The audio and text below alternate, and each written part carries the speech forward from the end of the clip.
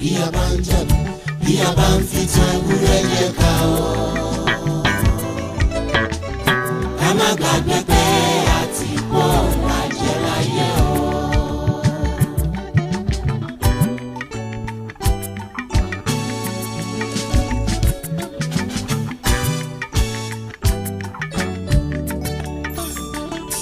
bí a bá ń jìyà bí a bá ń mumi bí a bá ń mumi ojú lámùsàn. ọ̀rọ̀ rẹ̀ wo ara mu. ká má gbàgbé pé àti kó lájẹ láyé o. ká lóore máa sọ̀rọ̀ fún ibi tí máa ń bọ̀.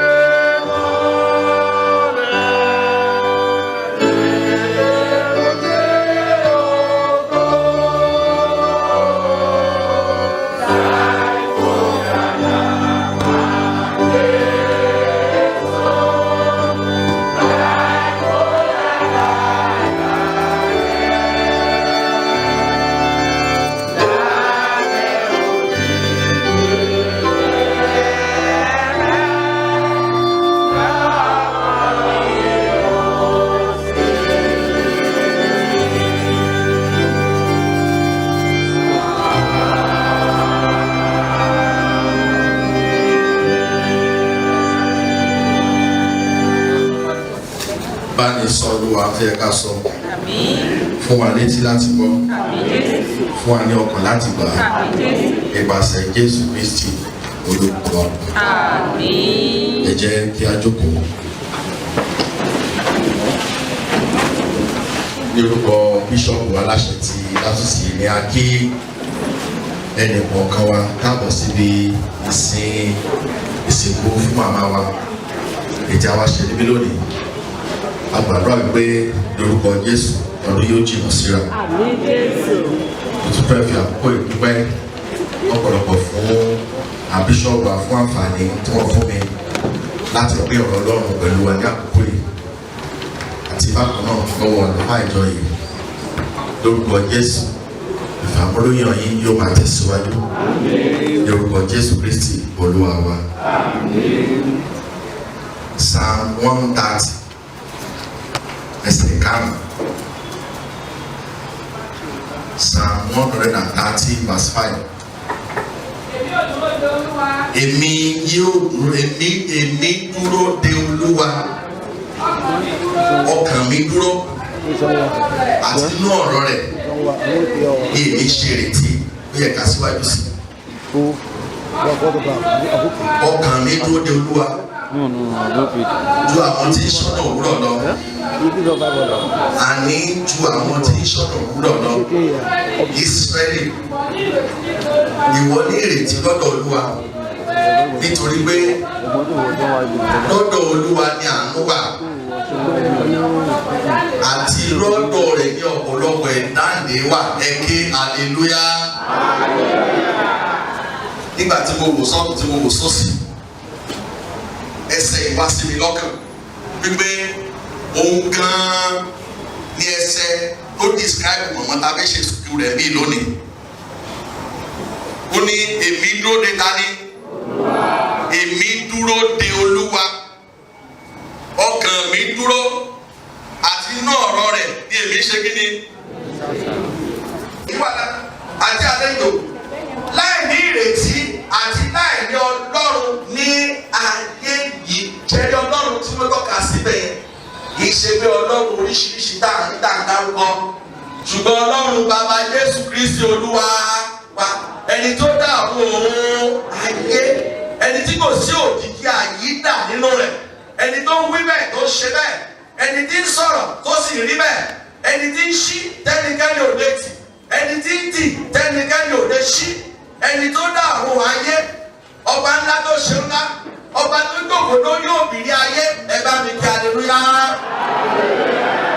Ẹ̀yin ọ̀ṣà ìdáàbò méje yẹn wọlé mọ́ ẹ má bàa di láti wá sùn ẹ ti bá kàtà kí yẹn wọlé mọ́ Olúwa ràn yín lọ́wọ́. Ọba tó dá àwọn ayé, ọba tó jókòó lórí òbírí ayé, ọba tó gbé ìpìlẹ̀ ṣí, Ọlọ́run ìmọ́lẹ̀, Ọlọ́run ògo, ọba tí ò kú rí ó ṣe kí ni tó sá wà kọ́ orúkọ Jésù lẹ́ẹ̀kan. Sọ pé ní orúkọ Jésù Olúwa o, ojú ìrètí mi mẹ́jọ tì mí, ó yá gbàdúrà.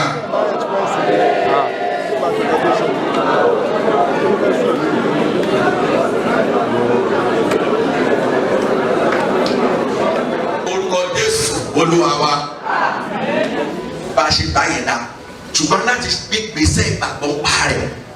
Bó o gan la ṣe lè ní ìrètí, bó o gan ní ìrètí yìí ṣe lè dá wa lójú.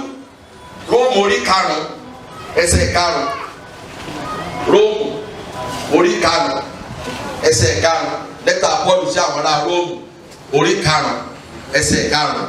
Ṣé mọ́mí yẹn ti débẹ̀? Ó ti yá. Ìrètí kì í sì dójú tì ní. Nítorí a ti tẹ ìfẹ́ Ọlọ́run ká. Nítorí a ti tẹ ìfẹ́ Ọlọ́run ká. Káwa lọ́kàn. Láti ọ̀dọ̀ ẹ̀mí ní wọ́n wá káwa lọ́kàn. Yes. Tí a fi fún wa. Ẹ bá mi kà láti ẹsẹ̀ ìkíní. Ǹjẹ́ bí a sì ti ń dá wa láre. Nípa ìgbàgbọ́. Àwa ní àlàáfíà lọ́dọ̀ Ọlọ́run. Nípa Olúwa wa Jésù Kristi. Nípa tẹ̀ta ni. Ó túmọ̀ sí pé ká bá lè ní àlàáfíà lọ́dọ̀ Ọlọ́run, a ní láti dá wa láre láti ọwọ́ ta ni wá. Kí ni ìtumọ̀ ìdáláre? Ìdáláre ni wípé bí ẹ̀ṣẹ̀ rẹ nígbà tó bá ti wá pé Jésù Olúwa gbà mí, yóò wẹ̀ ọ́, ó mọ̀ ẹ̀ṣẹ̀ rẹ yóò wá ṣe kí ni? Yóò funfun bí kí ni? Ètò ó yá mọ́ mi. Nípasẹ̀ ẹni tí àwa sì ti rí ọ̀nà gbà. Nípasẹ̀ ẹni tí àwa rí ọ̀nà gbà. Nípa ìgbàgbọ́. Sínú oore ọ̀fẹ́ yìí. Nínú èyí tí àwa gbé dúró. Àwa sì ń yọ̀. Nínú ìrètí ògo Ọlọ́run. Mo gbàdúrà fún ọ lónìí, wà á yọ̀ nínú ìrètí ògo Ọlọ́run. Wà á yọ̀ nínú ìrètí ògo Ọlọ́run. Ẹ tún wo ọ̀rọ̀ ńlá méjì kan tó yọ jáde ní ìrètí ògo. Bíbélì sọ̀rọ̀ nípa oríṣiríṣi ògo. Ọ̀tọ̀ ní ògo òṣùpá, ọ̀tọ̀ ní ògo oòrùn, ògo sì yàtọ̀ sí ògo. Ṣùgbọ́n ògo tá à ń sọ̀rọ̀ báyìí, ìrètí ògo Ọlọ́run ni. Ìrètí tí ó mọ wọnú ògo lọ. Ìrètí tó kọjá ògo táyé. Ìrètí tó kọjá ògo ẹnikẹ́ni. Ìrètí ògo Ọlọ́run. Ògo tí ó gbé wa látàyé bí, tí ó gbé wa lọ sọ́run. Ògo ayé ò já mọ́ nǹkan kan. Praise the Lord. Ògo ayé ó dàbí ẹwà koríko àti fúláwà tí a hàn nígbà díẹ̀ ládẹ̀ ṣe kí ni? Ládẹ̀ parẹ́. Ṣùgbọ́n ògo t'Ọlọ́run ó wà títí ayérayé. Ó yá mọ́ mi. Kì í sì ṣe bẹ́ẹ̀ nìkan. Ṣùgbọ́n àwa sì ń ṣògo nínú wàhálà pẹ̀lú. Ṣùgbọ́n àwa ń ṣògo nínú wàhálà. Tẹ́lẹ̀ mọ́ ṣe ṣògo nínú wàhálà tí wọ́n lọ tí wọ́n bọ̀. Wọ́n ṣògo wípé bó pẹ́ bóyá bẹ́ẹ̀ padà lẹ́kan ayọ̀ ṣe kí ni? Mo ṣọ́ ọ̀pẹ àárẹ̀ sí yín inú sọ̀rọ̀ ẹ̀ inú ìyà ló kù sí. Èmi náà náà ló kóra sí o ṣùgbọ́n whoever last láti àṣẹ ìgbóyìnbó ẹ pàtẹ́wọ́ fúnra yín whoever last does what màmá rẹ̀ dàbí ọ̀rẹ́ rẹ̀ ó gbàdúrà fún àwọn ọmọ bí màmá ṣe ráyọ̀ nígbẹ̀yìn ẹ̀yin náà ó ráyọ̀ ojú òní tì í ó yá mọ́mì bí a ti mọ̀ pé wàhálà ṣiṣẹ́ sùúrù àti sùúrù ṣiṣẹ́ ìrírí àti sùúrù ṣiṣẹ́ ìrètí ẹgbẹ́ ló ti sọ kó ti sọ pamọ́ èèyàn kan sọ pé olóòjìyàrí olóògùn tani tíṣà ẹ wo bí tí ìrírí ti wá ìrírí sì ní kíni òun àgbà ìrírí yóò wá ṣiṣẹ́ sùúrù tẹ̀bá náà máa yé ìsìn yàgùyàgù ní sùúrù praise the Lord ní sùúrù one step at a gbogbo tó ń wá á ṣe kíni á bọ̀ sí i ní sùúrù ẹ jókòó mọ́ mi ní sùúrù gbogbo tó ń wá bọ̀ sí i lánàá gbà tá à ń kúrò ní ibi èmi àtàdúfà kan tá a kún sọ wọn yà pẹ̀lú dídùn mo fi sọ ṣe pé pẹ̀lú ìbàjẹ́ o mo ní sórí ṣọ́ọ̀ṣì wa yìí mo ní sórí ibi tí kanopi wà yẹn ibi tí kanopi yẹn lọ sọ́ọ̀nù kí ló wà bẹ́ẹ̀ àwọn tó dọ́mọ̀ yọ kí ló wà bẹ́ẹ̀ igbó ẹ̀jẹ̀ gidi igbó ni láti fi kanopi lẹ́nu ní yẹn dọ́ọ̀hún igbó ni ilé ìtàgbẹ́ngbà yẹn ń bì ẹ̀yin àtàyàn kan wà tàjọ́ ń gbélé tó bá ti gbé mọ́ tó bá wọ bí tó lọ sọ́hùn tó tó dé báyìí agbé ọ̀yà dé kẹ́ ẹ̀ bá mọ̀ bí ẹnìkan ṣe rí praise the Lord níta bá lọ ayé kún àǹdóde mọ́tò torí ọ̀pá ayé kún wákàtí mẹ́ta kò tí ì kún yékú o ọkọ̀ píkọ̀ wọ́n wá kó yín mọ́ ewé mẹ́mẹ́ wọ́n kó yín mọ́ wọ́n kó bá wọ́n gbé pákó àwọn kan ń jókòó báyìí àwọn kan ń jókòó báyìí ẹ̀ẹ́dẹ́ dúró ẹsẹ̀ mẹtàmátẹ́ẹ̀bù ọ̀làdìpọ̀ gbogbo wa bàbá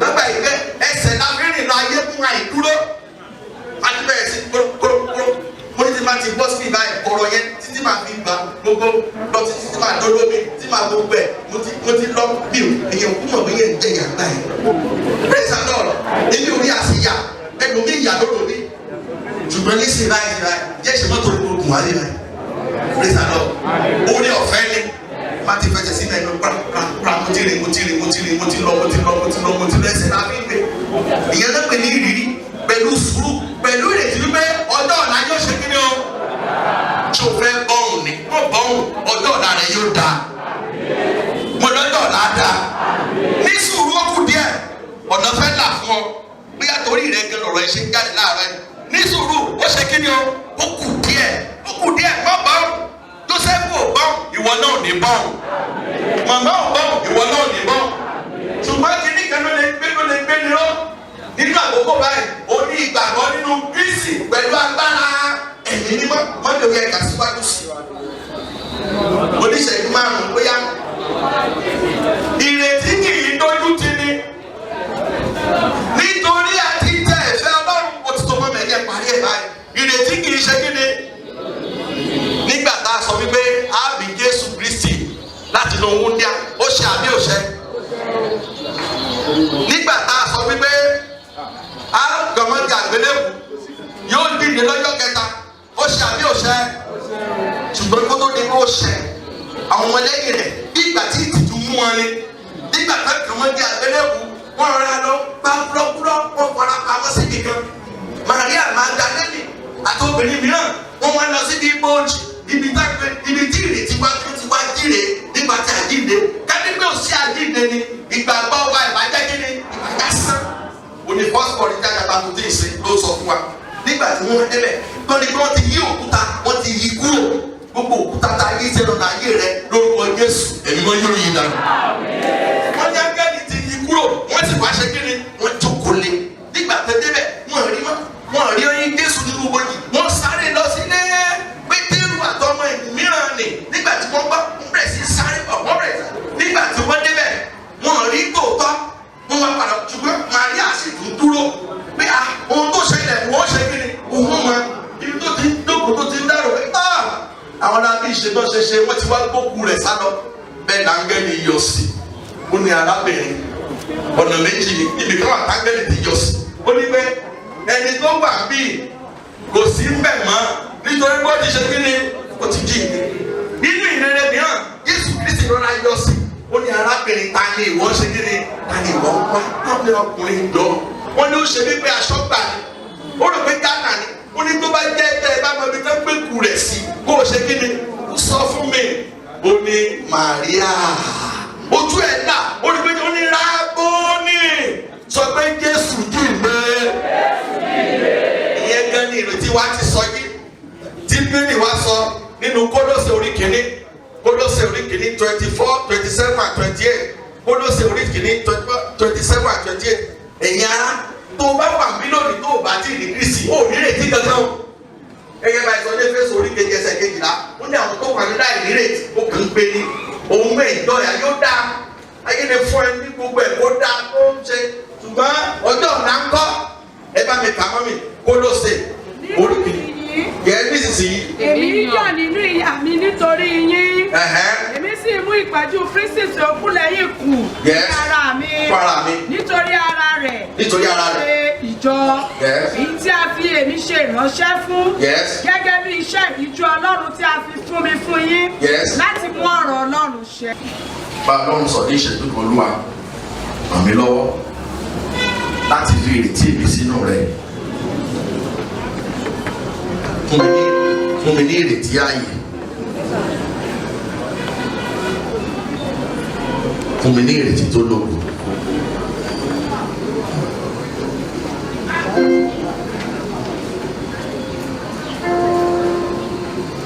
Bàbá dúpẹ́ fún ọ̀rọ̀ rẹ̀. Olúwa gba ọpẹ́ wa. Bomirin lọ́kàn wa. Ẹni tó ti sọ ìrètí náà bó ṣe ń pinnu láti tẹ̀lé ọ lónìí. Ojúmọ́jọ́ ó tì í. Olùgbà ẹ̀sọ́ náà rẹ̀ pé ìrètí tí kì í dojú tì ní. Bàbá fún ọ ní ìrètí ààyè. Tún ìgbàgbọ́ wọn ṣe. Mú wọn padà wá sílé. Ògo ni fún orúkọ rẹ̀. Ní orúkọ Jésù Kristi Olúwa wa. Àti ní ìsìnkú Ọlọ́run Bàbá, Ọlọ́run Ọmọ, Ọlọ́run Ẹ̀mí Mímọ́. Ní ká fi ọlá àti ògo fún lónìí àti ti láéláé.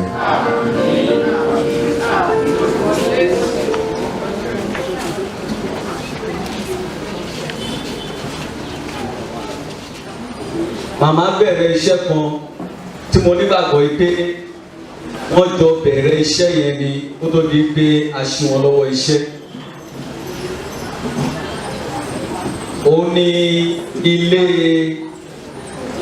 ilé ìsìn fún àwọn ọ̀dọ́ àti èwe. Tí a bá wo ẹ̀yìn wa á rí ilé yẹn aṣẹ̀kọ́ ni pẹ̀lú bí ọ̀tẹ̀ Ọlọ́run. Màmá pẹ̀lú àwọn tí wọ́n dáwọ́ blọọkì tí wọ́n fi mọ ilé yìí, ṣùgbọ́n nísìnyí wọn ò sí mọ́. Ṣùgbọ́n mo nígbàgbọ́ wípé inú wọn á dùn lọ́pọ̀lọpọ̀ tí gbogbo wa tí a wà níbi ìsìn tá a bá lè lọ́wọ́ sí iṣẹ́ yẹn láti tẹ̀síwájú. Àpò ìwé kejì èyí tó wà nínú ìwé ìsìn tí a fún wa, a máa rí church development.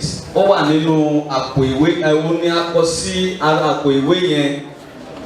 Inú wa dùn tí a bá lè lọ́wọ́ sí iṣẹ́ yìí. Mo sì gbàdúrà yìí pé kò sóhun tá a ṣe ní lónìí tí Ọlọ́run ò ní san fún wa dáadáa. Hallelujah. So we want to implore and encourage everyone to give us Sunday. And I believe in return, the Lord will bless you abundantly. Amen. In the name of Jesus. Ṣáàtìrí àpò ìwé yẹn, ẹ jẹ́ ká fi ọrẹ sí, ọrẹ tó jọjú. Nítorí pé iṣẹ́ tó wà ń bẹ̀ yẹn, ẹ mọ̀ pé ká bá kun ilé nígbà pé èèyàn dé àfúwé ni àbí bẹ́ẹ̀ kọ́.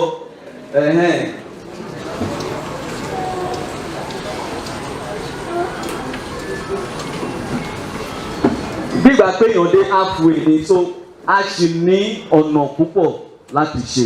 Torí náà ohun tó bá fi sílẹ̀ lónìí.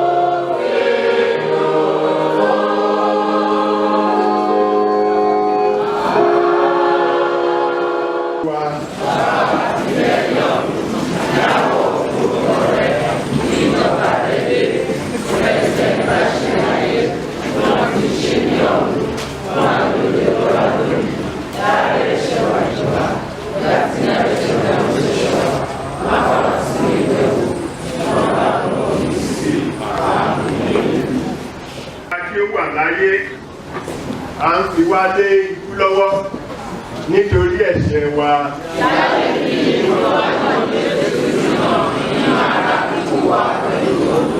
Ṣùgbọ́n Ọlọ́run ni yóò ra ọkàn mi lọ́wọ́ ìṣà òkú. Alábùkún fún ni Olúwa, ẹni nínú àánú rẹ̀ tí ó fún wa ní ìlú àti láàárín ẹbí.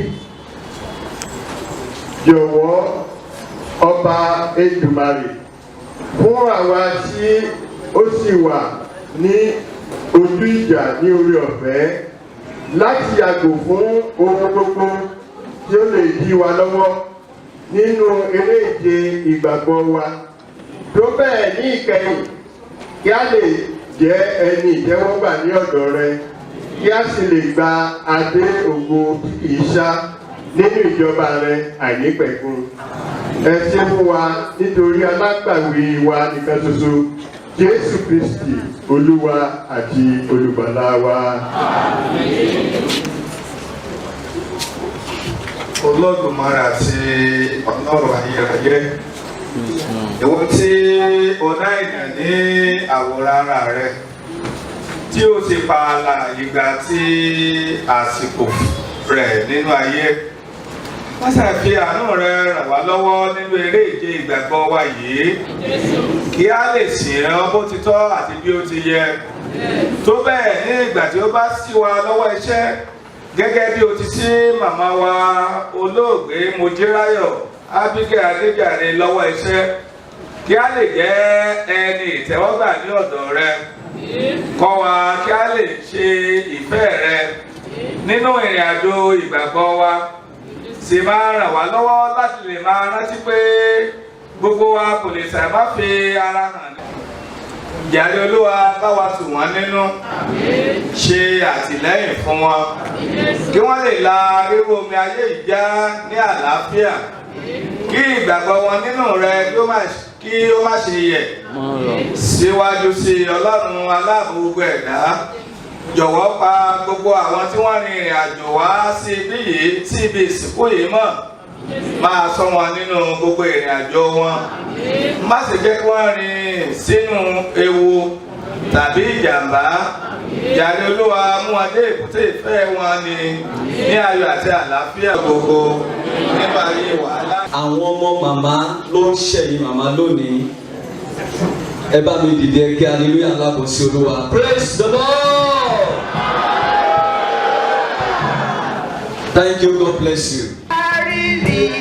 Omi bọ́ lójú àwa. Igi gbogbo lórí gbọdọ̀ òjòjò ń ṣe wẹ́wẹ́ ọ̀tá. Ọ̀rọ̀dún ràwọ̀ lókè aṣọ. Ẹbí ìwà rírì. Rẹ̀rẹ̀ màṣá ní ti kò lè. Ẹgbẹ́ parẹ́rẹ́.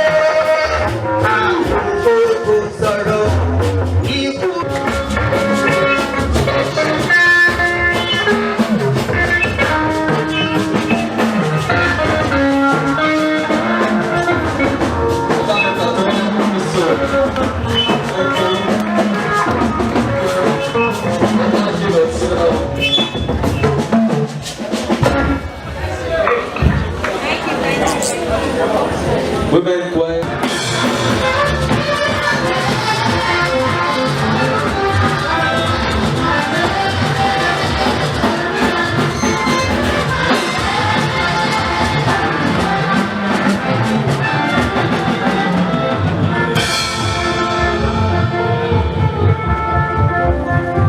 Bàbá wa àti Ọlọ́run wa dúpẹ́ lọ́wọ́ rẹ, a yìn ọ́ lógo, a fi ògo fórúkọ rẹ. Àwọn ọmọ màmá Mojirayo Abigail aya Adejare, wọ́n dúpẹ́, inú wọn dùn wípé ipasẹ̀ rere ló ti fi wọ́n sínú ayé. Bàbá gbọpẹ́ wọn, oníkọ́lọ́run gbọpẹ́ yín, wípé ọ̀nà rere lẹ bá wá sáyé. Hallelujah. àtúgbọ́ láìpẹ́ yìí wọ́n jà àwọn kan jà pé wọ́n fẹ́ ẹ̀tọ́ láti máa ṣẹ́yún ṣùgbọ́n ẹ wá sáyé ìyá òróró kò fẹ́ ṣẹ́yìn ẹ̀kẹ́ aleluya àdúpẹ́ lọ́wọ́ ọlọ́run wọ́n tún tọ́jú yín ẹ̀jẹ̀ wọ́n ṣe ẹ̀tọ́ màmá ẹ̀yin náà ṣe ẹ̀tọ́ ọmọ ìgbà tá ọlọ́jọ́ dé tí wọ́n lọ ẹ̀yin lẹ́gbẹ̀yìn wọn ẹ̀kẹ́ aleluya ọlọ́run olódùmarè kó pọ̀ pẹ́tẹ́ ń wà wá ayọ̀ yín kó má pàdé ìbànújẹ́ bẹ́ẹ̀ ti tọ́jú ìyá lórúkọ Jésù tí wọ́n dẹ̀ lọ ìgbà wọn agbọ́n nínú wàásù pé màmá ní yín ó dẹ̀ ní Jésù wọ́n bá ti màmá amókè lórúkọ Jésù ohun àmókè yóò máa tẹnu yín jáde ọlọ́run kó tẹ́ yín lọ́rùn kó fàlàáfíà tẹ́ yín lọ́rùn kó fọmọ rere tẹ́ yín lọ́rùn lórúkọ Jésù kó fẹ̀mí gígùn tẹ́ yín lọ́rùn ẹ tó wá ẹwà ṣẹ̀yẹ màmá ẹ̀ ní kábàámọ̀ àwọn ẹlẹ́yìn yìí wọ̀n ní ṣáájú yín lọ́nà pọ̀ pẹ́tẹ́ mú wa ohun gbogbo tẹ́ ẹ ti lérò láti ṣe tẹ́tẹ́ tí ń ṣe láti fi sọ pé òbí rere ni òbí mi lórúkọ Jésù bọ́lá ń gbà fún yín kọ́mọ ṣe jù bẹ́ẹ̀ lọ fún yín ọjọ́ ọ̀la yín kó dára mo gbàdúrà ayọ̀ yín mo ní sọ lẹ́ẹ̀kan tí kò ní pàdé ìbànújẹ́ láyọ̀ àtàlàáfíà ẹ padà sẹ́nu iṣẹ́ yín màmá ń lo ìgbà púpọ̀ ní ọjọ́ ayé ní orí ẹ̀pẹ̀ lórúkọ Jésù ẹ ó ju màmá lọ màmá ní yín lọ́mọ ó ní yín léèyàn lórúkọ Jésù ẹ̀yin náà ń lọ́mọ rere mo rí ó pè yẹn yín náà ọlọ́ ń bọ̀ pẹ̀tẹ̀ ní wákàtí kó má fi ìṣàṣẹ mọ́ fún yín ọjọ́ ọ̀la yín kó dára ní orúkọ Jésù Kristi Olúwa wa. Oh,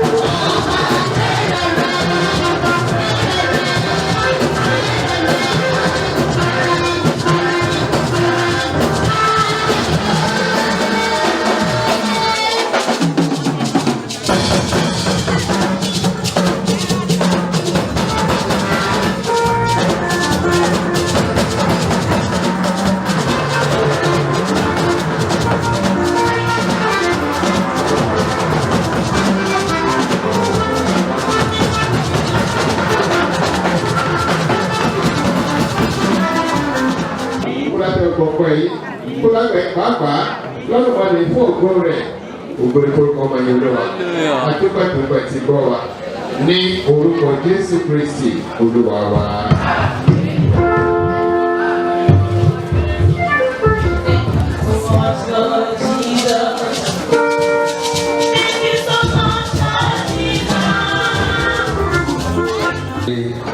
Ìkórè agbolé Adejare tó akọrin ẹ̀fún wa lórí. Ìkórè agbolé Adejare.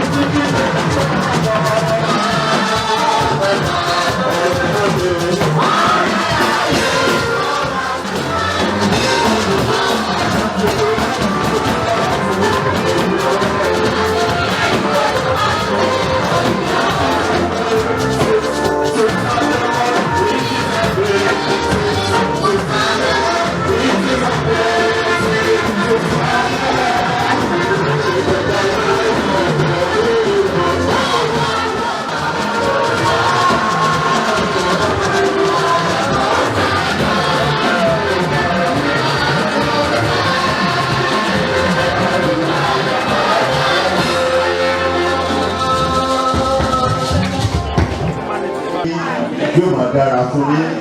Bàtẹ́ bá fọ gbogbo náà tẹ̀ padà sí gbogbo yín àti ibiṣẹ́ yín. Ẹ bà ní láyọ̀ àti àlàáfíà. Gbogbo ìkọlọ yín wà yóò padà fún yín o. Ọ̀rẹ́ tẹ wá lónìí wá pè wá lọ́wọ́ yín. Yóò máa dára fún yín. Ọ̀nà yín yóò là sí rere. Nínú olóko ẹ máa tẹ̀síwájú ní. Ikú ò ní pa yín o. Àìsàn.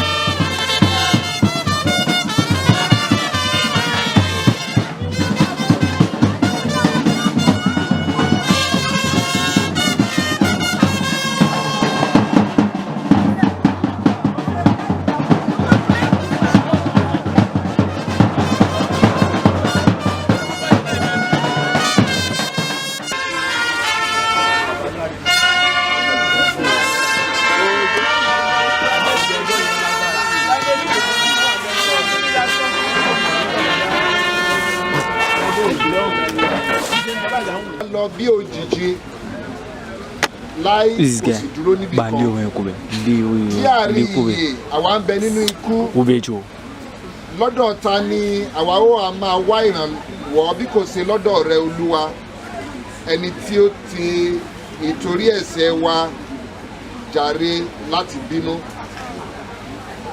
síbẹ̀ Olúwa Ọlọ́run mímọ́ jùlọ Olúwa alágbára jùlọ olùgbàlà mímọ́ àti aláàánú jùlọ má fi wá sí ìrora kíkorò ikú tí kò ní pẹ̀kun Olúwa ó mọ ohun ìkọ̀kọ̀ kan wa má ṣe di etí àánú rẹ sí àdúrà wa ṣùgbọ́n Olúwa mímọ́ jùlọ Ọlọ́run alágbára jùlọ dá wa sí ẹni tí ó yẹ jùlọ ní onídàájọ́ ayérayé ní òpin wákàtí wa ní ti ìrora kí ìrora ikú má jẹ́ kí a ṣubú kúrò lọ́dọ̀ rẹ.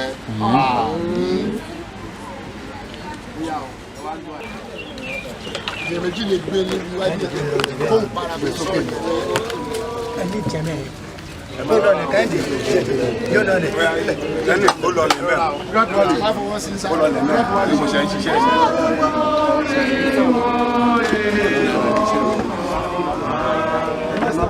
eérú fún eérú, ekuru fún ekuru. Ní ìdánilójú àti ní àìṣiyèméjì retí àjíǹde sí ìyè tí kò ní pẹ̀kun. Nípa Olúwa wa Jésù Kristi ẹni tí yóò parọ́ òṣìwádà, kí ó lè rí bí ara òun ti kára rẹ̀ tí ó ní ògo. Gẹ́gẹ́ bí iṣẹ́ agbára nípa èyí tí ó fi lè tẹ́rí ohun gbogbo bá fún ara rẹ̀. Gbogbo nǹkan lẹ́jọ̀rún wá tí fún mi pé kọ̀wé rẹ̀ láti sísìn lọ. Ìbùkún ni fún àwọn òkú tí ó kú nínú Olúwa, bẹ́ẹ̀ ni ẹ̀mí wí, nítorí wọ́n sinmi kúrò nínú làálàá wọn. Olúwa ṣàánú fún wa. Olúwa ṣàánú fún wa. Àdúrà Olúwa.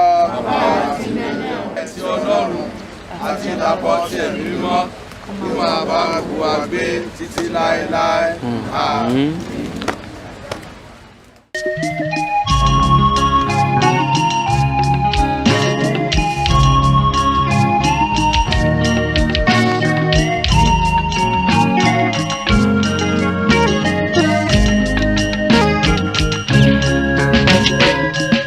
Ènìyàn má ṣe rora rẹ̀